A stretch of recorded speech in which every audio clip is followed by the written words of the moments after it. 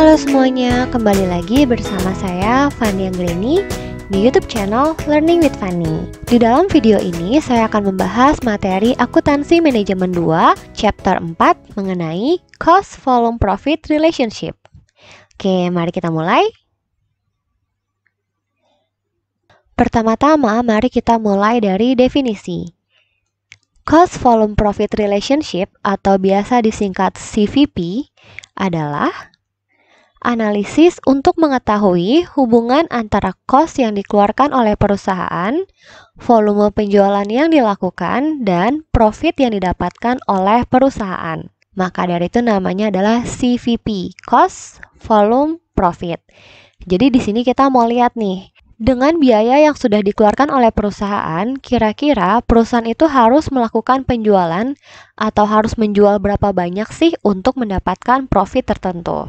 Itu yang akan kita analisa di chapter ini. Oke, kita lanjut. Break-even point atau BEP. Break-even point atau BEP adalah suatu kondisi di mana total beban perusahaan sama dengan total pendapatan, sehingga perusahaan tidak mengalami untung atau kerugian.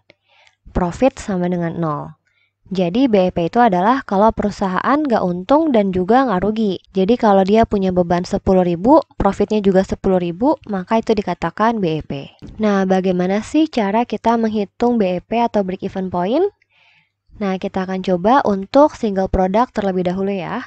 Maksudnya di sini single product adalah perusahaan hanya memproduksi satu jenis produk aja. Jadi kalau dalam satu perusahaan dia hanya memproduksi dan menjual satu jenis produk, maka kita bisa gunakan rumus yang single product. Bagaimana rumusnya? Kita mulai dari BEP in unit. Berapa unit yang harus dijual supaya perusahaan ada di kondisi BEP atau tidak untung dan juga tidak rugi. Rumusnya adalah fixed expense dibagi dengan contribution margin per unit. Nah, kalau kita mau cari tahu BEP in dollarsnya atau berapa penjualan yang harus dilakukan supaya perusahaan ada di kondisi BEP, maka caranya adalah fixed expense dibagi dengan contribution margin ratio. Jadi kalau kita lihat di sini rumusnya hampir sama ya. Kalau kita mau cari tahunya BEP in unit, maka fixed expense-nya dibaginya dengan contribution margin per unit. Tapi kalau kita mau cari tahu BEP in dollars, maka fixed expense-nya dibagi dengan contribution margin ratio. Di mana di sini rumus contribution margin ratio adalah contribution margin dibagi dengan sales. Oke, kita lanjut. Nah, pastinya perusahaan nggak mau dong ada di kondisi BEP atau tidak untung dan juga tidak rugi. Perusahaan pasti mau mendapatkan profit tertentu. Maka dari itu di sini kita akan belajar menghitung yang namanya target profit. Berapa sih unit yang harus dijual atau berapa total penjualan yang harus didapatkan untuk mencapai target profit tertentu. Nah, rumus untuk mencari target profit adalah untuk target profit in unit caranya target profit ditambah fixed expense dibagi dengan contribution margin per unit. Untuk target profit in dollarsnya, target profit ditambah fixed expense dibagi contribution margin ratio. Nah, ini kalau kita perhatikan, rumus target profit hampir sama ya dengan rumus break even point di slide sebelumnya tadi.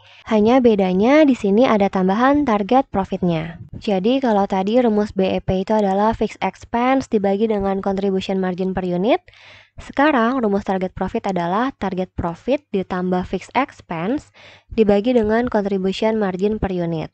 Nah, target profit ini adalah target profit yang ingin didapatkan oleh perusahaan. Jadi kalau misalkan perusahaan mau punya profit 500 juta, nah dia bisa hitung nih, supaya dapat profit 500 juta, dia harus jual berapa unit atau harus melakukan penjualan sebanyak berapa dolar. Oke, lanjut. Nah, selanjutnya kita akan mengenal istilah yang namanya margin of safety atau MOS. Margin of safety adalah kondisi di mana terdapat kelebihan penjualan aktual atau penjualan yang dianggarkan dibandingkan dengan penjualan pada titik impas. Titik impas itu adalah BEP ya. Jadi ketika penjualan aktual lebih besar daripada penjualan BEP, atau bisa juga penjualan budgeted lebih besar daripada penjualan BEP, Itu namanya adalah perusahaan memiliki margin of safety. Jadi semacam punya keuntungan lah untuk berjaga-jaga seperti itu. Gimana cara ngitungnya? Cara ngitungnya adalah untuk margin of safety in dollars, most in dollars, rumusnya adalah actual sales dikurangi dengan BEP sales. Penjualan aktual dikurangi dengan penjualan di titik impas atau penjualan untuk BEP-nya. Lalu untuk most in percentage-nya, caranya adalah actual sales dikurang BEP sales dibagi dengan actual sales dikali 100%. Atau lebih singkatnya adalah most in dollars dibagi actual sales dikali 100%. Kan actual sales kurang BEP sales sama aja kayak most in dollars ya. Maka most in dollars dibagi actual sales dikali 100% itu dapat most in percentage. Oke, kita lanjut.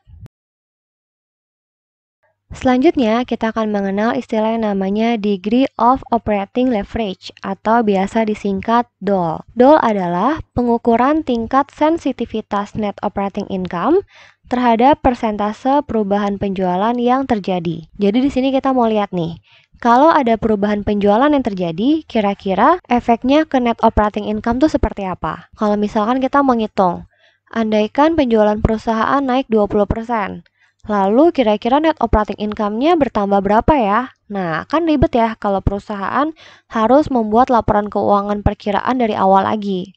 Dicek nih, oh kalau penjualan naik 20%, jadi kira-kira berapa dia bikin dari awal. Itu susah. Maka dari itu kita bisa cek berapa perubahan net operating income kalau ada perubahan penjualan yang terjadi dengan cara DOL ini. Nah, gimana sih rumusnya? Rumusnya adalah contribution margin dibagi dengan net operating income. Semakin tinggi nilai DOL, maka semakin besar perubahan net operating income akibat perubahan penjualan yang terjadi. Jadi semakin tinggi nilai DOL berarti semakin bagus ya. Oke, kalau kalian masih bingung, tenang, ada ilustrasinya di sini. Kita coba ya ke contohnya. Contohnya, persen increase in sales adalah 20%. Jadi kenaikan penjualannya adalah 20%, lalu contribution marginnya adalah 10.000, net operating income-nya adalah 2.500. Nah, di sini kita mau lihat nih, dengan kondisi seperti ini, kalau penjualannya naik 20%, kira-kira net operating income-nya naik berapa ya? Seperti itu. Maka dari itu, kita akan hitung DOL-nya terlebih dahulu. DOL sama dengan contribution margin dibagi net operating income. Maka caranya adalah contribution marginnya 10.000, net operating income-nya 2.500. Maka DOL-nya sama dengan 4. Nah, gimana cara menggunakan nilai DOL untuk memprediksi berapa kenaikan net operating income?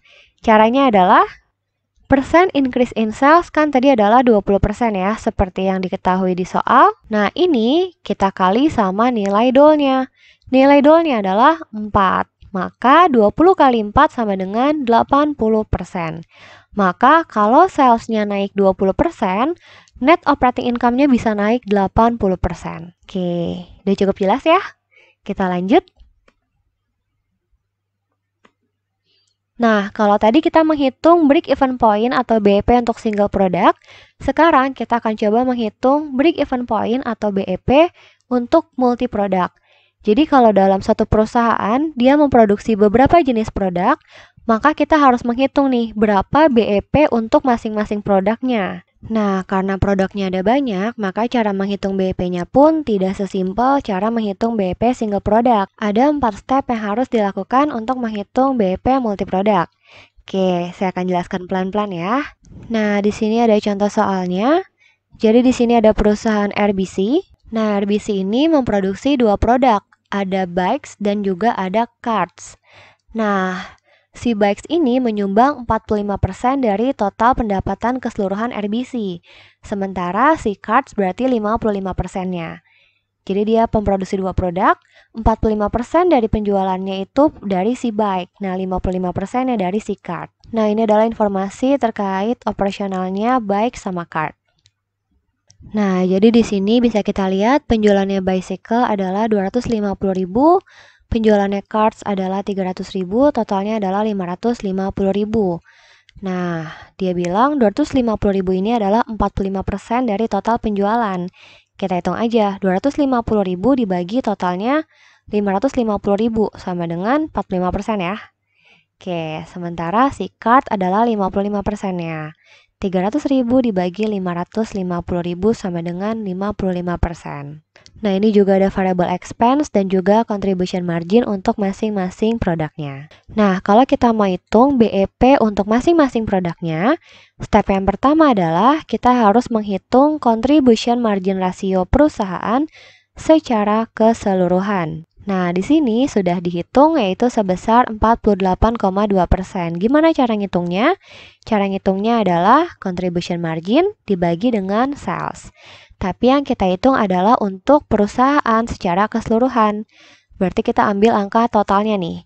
265.000 contribution marginnya dibagi dengan salesnya 550.000.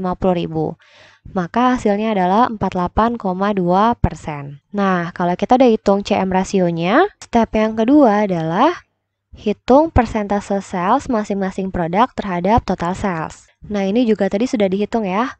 Sales mix-nya untuk bicycle adalah 45% dan untuk cards adalah 55% dari total secara keseluruhan. Oke, step 1 dan step 2 udah. Kita sudah menghitung contribution margin ratio secara keseluruhan dan juga sales mix-nya. Nah, kalau udah, kita ke step 3. Step 3 adalah hitung break-even point in dollars perusahaan secara keseluruhan. Jadi kita hitung dulu nih BEP perusahaan secara keseluruhan berapa. Cara ngitungnya adalah fixed expense dibagi dengan contribution margin ratio. Fixed expense-nya yang ada di soal yaitu 170.000. Lalu untuk CM rasionya ini yang kita cari di step 1 tadi ya, 48,2%. Maka hasilnya adalah 352.697. Nah, di sini ya bisa kita lihat fixed expense-nya adalah 170.000. Nah, kalau udah, step yang keempat adalah hitung break-even point masing-masing produk dengan cara step 2 dikalikan dengan step 3. Caranya adalah, tadi kan kita ketemu nih sales mix-nya berapa. Yang bicycle itu 45%, yang cards adalah 55%. Nah, persentase ini kita kalikan dengan BEP yang ada di step 3. Maka 45% dikali dengan 352.697, hasilnya adalah 158.714. Lalu 55% dikali dengan 352.697, hasilnya adalah 193.983. Oke, ini adalah referensinya dari buku akuntansi manajemen 2 kalian. Terima kasih telah menyaksikan video ini. Mohon maaf apabila ada kesalahan dan kekurangan. Thank you.